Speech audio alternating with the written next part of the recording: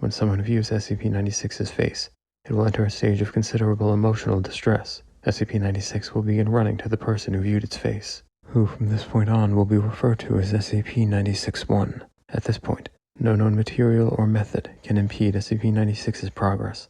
SCP-96 will proceed to kill and, data expunged, SCP-96-1. 100% of cases have left no traces of SCP-96-1. Every single test has shown that SCP-96's bones are completely indestructible. There is a pause, and then an image of a broken vertebra appears on the screen. Until yesterday. Item Number SCP-96. Object Class Euclid. Special Containment Procedures. SCP-96 is to be contained in its cell, a 5 meter by 5 meter by 5 meter airtight steel cube at all times. Weekly checks for any cracks or holes are mandatory. There are to be absolutely no video surveillance or optical tools of any kind inside SCP-96's cell. Security personnel will use pre-installed pressure sensors and laser detectors to ensure SCP-96's presence inside the cell. Any and all photos, video, or recordings of SCP-96's likeness are strictly forbidden without approval from Dr. Redacted and O5 Redacted. Description: SCP-96 is a humanoid creature measuring approximately 2.38 meters in height. Subject shows very little muscle mass, with preliminary analysis of body mass suggesting mild malnutrition. Arms are grossly out of proportion with the rest of the subject's body, with an approximate length of 1.5 meters each. Skin is mostly devoid of pigmentation, with no sign of any body hair.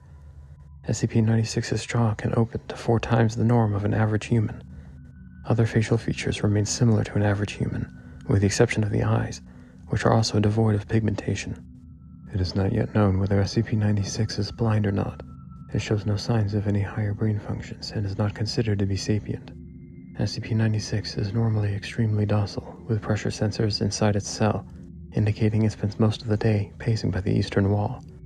However, when someone views SCP-96's face, whether it be directly, via video recording, or even photograph, it will enter a stage of considerable emotional distress. SCP-96 will cover its face with its hands and begin screaming, crying, and babbling incoherently. Approximately 1 to 2 minutes after first viewing, SCP-96 will begin running to the person who viewed its face, who from this point on will be referred to as SCP-96-1. Documented speeds have varied from 35 km per hour to redacted km per hour, and seems to depend on distance from SCP-96-1. At this point, no known material or method can impede SCP-96's progress. The actual position of SCP-96-1 does not seem to affect SCP-96's response. It seems to have an innate sense of SCP-96-1's location. Note: this reaction does not occur when viewing artistic depictions. See Document 96-1. Upon arriving at SCP-96-1's location, SCP-96 will proceed to kill and, data expunged, SCP-96-1. 100% of cases have left no traces of SCP-96-1. SCP-96 will then sit down for several minutes before regaining its composure and becoming docile once again. It will then attempt to make its way back to its natural habitat, data redacted. Due to the possibility of a mass chain reaction, including breach of Foundation secrecy and large civilian loss of life, retrieval of subject should be considered alpha priority. Dr. Redacted has also petitioned for immediate termination of SCP-96, see Interview 96-1. Formerly, order is awaiting approval. Currently, termination order has been approved and is to be carried out by Dr. Redacted on Data Redacted. See Incident 96-1A. Audio log from Interview 96-1. Interviewer, Dr. Redacted. Interviewed, Captain, retired, redacted, former commander of Retrieval Team Zulu 9A. Retrieval Incident Number 96-1A. Begin log. Redacted, time, research area redacted. Captain redacted. It always sucks ass to get initial retrieval duty. You have no idea what the damn thing is capable of besides what jacked up information the field techies can scrape up. And you're lucky if they even tell you the whole story. They told us to bag and tag. Didn't tell us jack shit about not looking at the damn thing. Dr. Redacted. Could you describe the mission, please? Captain Redacted. Yeah, sorry. We had 2 choppers. One with my team and one on backup with Zulu 9B and Dr. Redacted. We spotted the target about 2 clicks north of our patrol path. I'm guessing he wasn't facing our direction, else he would have taken us out then and there. Doctor redacted. Your report says SCP-96 didn't react to the cold. It was negative redacted degrees Celsius. Captain redacted. Actually, it was negative redacted. And yes, it was butt naked and didn't do so much as shiver.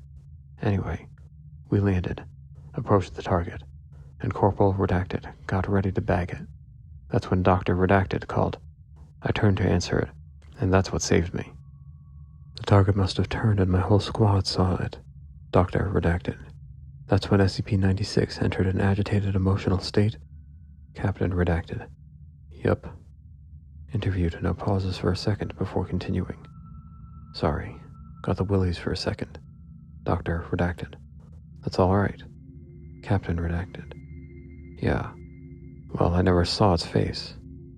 My squad did, and they paid for it up the ass. Doctor redacted. Could you describe it a little more, please? Captain redacted. Pauses. Yeah. It started screaming at us and crying. Not animal roaring, though. Sounded exactly like a person. Really fucking creepy. Pauses again. We started firing when it picked up Corporal redacted and ripped off his leg. God, he was screaming for our help. Fucking Anyway, we were blowing chunks out of the target. Round after round, didn't do jack shit. I almost lost it when it started. Data expunged. Him. Doctor redacted. That's when you ordered the use of an, papers are heard moving, AT-4 HEDT launcher. Captain redacted. An anti-tank gun. Started carrying it ever since SCP redacted got loose. I've seen those tear through tanks like tissue paper. Did the same thing to the target. Doctor redacted. There was significant damage to SCP-96. Captain redacted. It didn't even fucking flinch. It kept tearing apart my squad, but with half of its torso gone. He draws a large half circle across his torso. Doctor redacted. But it was taking damage. Captain redacted. If it wasn't showing it. It must have lost all its organs, all its blood, but it didn't acknowledge any of it. Its bone structure wasn't hurt at all, though. It kept tearing my squad apart. Doctor redacted. So no actual structural damage. How many rounds would you say were fired at SCP-96? Captain redacted. At the least, 1,000.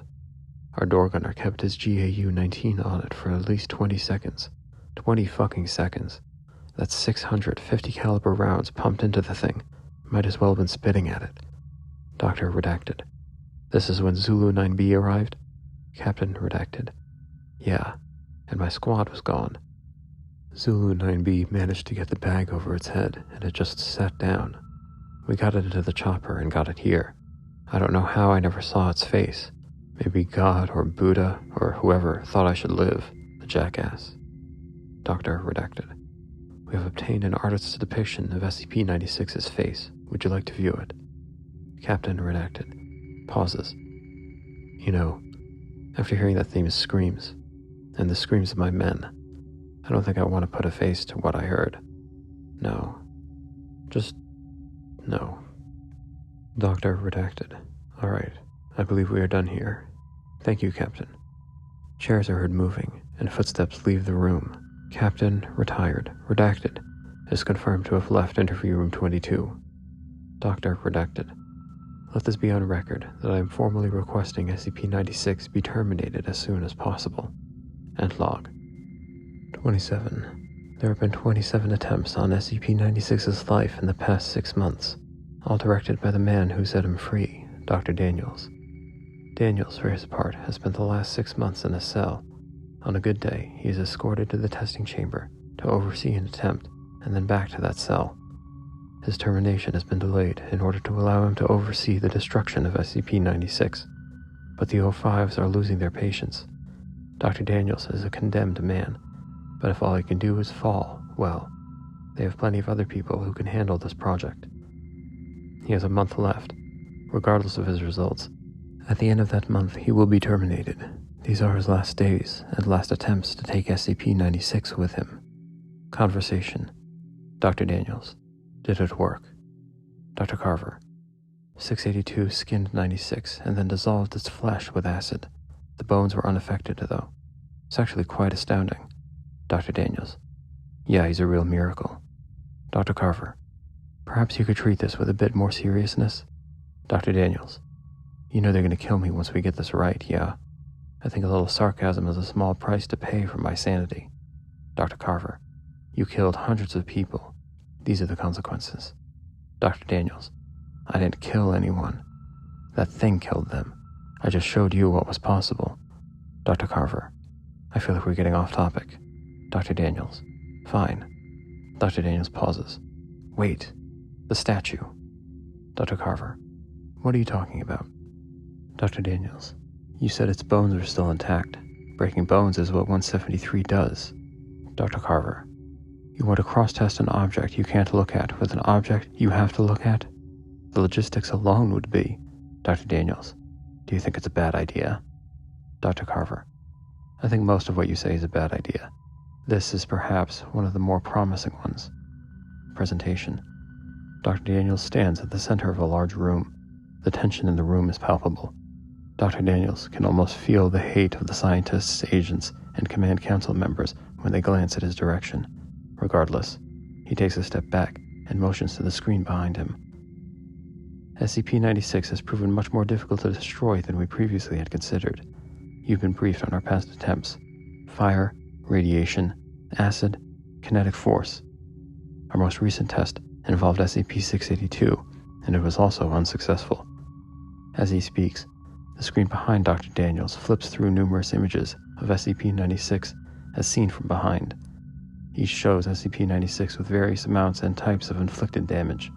In every test, regardless of the damage dealt to the rest of it, SCP-096's bones survive unscathed. We have attempted to drill into the skull through the ocular sockets, but have been unsuccessful. An image of a broken drill bit appears on the screen behind Dr. Daniels. Every single test has shown that SCP-096's bones are completely indestructible. There is a pause, and then an image of a broken vertebra appears on the screen. Until yesterday. A small murmur rises from the crowd. SCP-173 was exposed to SCP-096 and successfully broke its spine into two pieces between the fourth and fifth vertebra. The image of a hole ripped into the side of a metal wall appears on the screen behind Dr. Daniels. Of course, after 5 hours of having its neck snapped, things went a little sideways, but recovery was accomplished fairly quickly, and you are now one step closer to being able to punish me.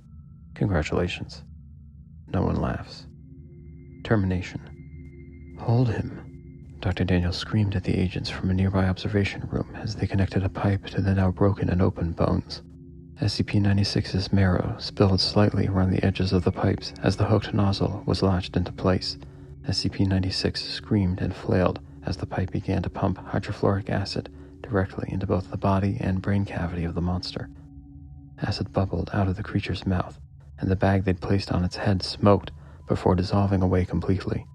The thing's face, at once terrifying and pained, was melting away before their eyes. The agent's attempts to keep it pinned down now failed completely. It reached its hands up to cover its melting face, a face they had all just looked at. A single voice called out from the opposite side of the room, from the agents surrounding SCP-173, "Blinking!" Then a low, gurgling scream began in SCP-096's throat. It rose in pitch and volume gradually until it was a deafening screech. The agents let the thing go and moved to the walls. Other agents moved slightly closer and leveled their guns. The monster's skin began to slough off onto a puddle on the floor. Its gut burst and acid flew out in a small spray. The agents had facial protection from the acid, but nothing to protect them from its face. SCP-096 dropped its hands to its sides. It looked up at one of the agents, reached out, and began to run. Everyone opened fire. For the first time, and perhaps the last, bullets sank into the thing's body and bones. The first volley shattered the collarbone and threw the monster onto its back. It tried to get up, but the fire continued. They fired methodically up and down its body, starting with its legs and ending with its shattered, dissolving head. When they were done, there was nothing left but a pool of acid, gore, and rage, spreading slowly across the floor. A voice called out again, "Blinking!" The agents at Dr. Daniels' sides each grabbed one of his shoulders. A third put him into handcuffs, and they led him out of the room. Description: SCP-342 normally takes the form of a mass transit ticket for the closest form of mass transportation to its current location. Anyone who uses SCP-342 to board a vehicle is unable to exit said vehicle by any means. Once the vehicle ends its route and ceases movement, the user will disappear from this reality.